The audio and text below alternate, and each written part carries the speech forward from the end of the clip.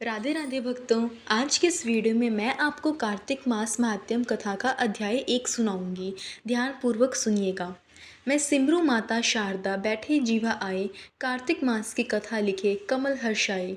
नैमिषार नाय तीर्थ में श्री सूत जी ने 88,000 सनकादि ऋषियों से कहा, अब मैं आपको कार्तिक मास की कथा विस्तार पूर्वक सुनाता हूँ, जिसका श्रवण करने से मनुष्य के सभी पाप नष्ट हो जाते हैं और अंत समय में वैकुंठ धाम की प्राप्ति होती है। सूत जी ने कहा, श्री कृष्ण जी से अनुमति लेकर देवऋषि नारद के चले जाने के पश्चात सत्यभामा प्रसन्न होकर भगवान कृष्ण से बोली, हे प्रभु, मैं धन्य हुई, मेरा जन्म सफल हुआ। मुझ जैसी त्रैलोक्य सुंदरी के जन्मदाता भी धन्य है, जो आपकी 16,000 स्त्रियों के बीच में आपकी परम प्यारी पत्नी बनी। मैंने आपके साथ नारद जी को वह कल्प वृक्ष आदि पुरुष विधि पूर्वक दान में दिया, परंतु वही कल्प वृक्ष मेरे घर लहराया करता है। यह बात मृत्यु लोक में किसी स्त्री को ज्ञात नहीं है। हे त्रिलोकीनाथ, मैं आपसे कुछ पूछने की इच्छुक हूँ।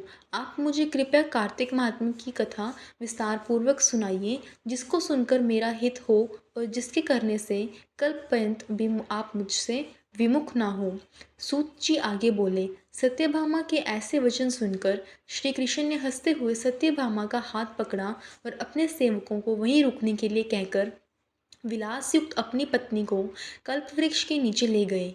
फिर हंसकर बोले, हे प्रिय, 16,000 रानियों में से तुम मुझे प्राणों से के समान प्यारी हो। तुम्हारे लिए मैंने इंद्र देवताओं से विरोध किया था। हे कांते, जो बात तुमने मुझसे पूछी है उसे सुनो। एक दिन मैंने तुम्हारी इच्छा पूर्ति के लिए गरुड़ पर सवार होकर इंद्रलोक जाकर कल्प वृक्ष मांगा। इंद्र द्वारा मना किए जाने पर इंद्र एवं गरुड़ में घोर संग्राम हुआ और गोलोक में भी गरुड़ जी ने गौओं से युद्ध किया।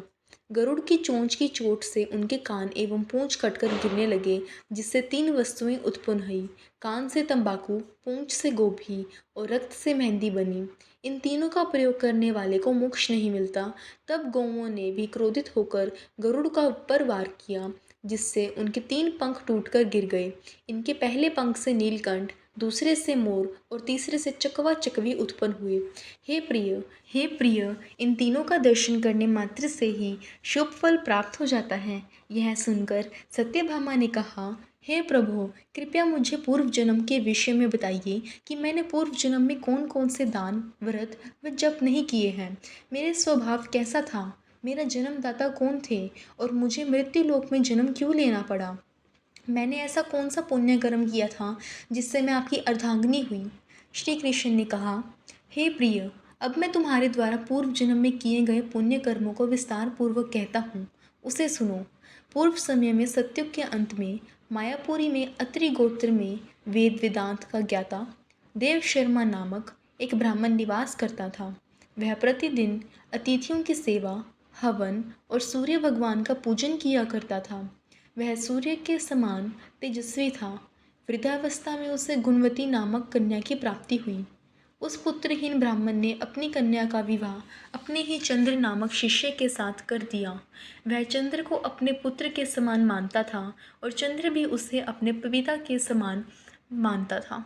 एक दिन वे दोनों कुश व समिधा लेने के लिए जंगल में गए। जब वे हिमालय की तलहटी में भ्रमण कर रहे थे, तब उन्हें एक राक्षस आता हुआ दिखाई दिया।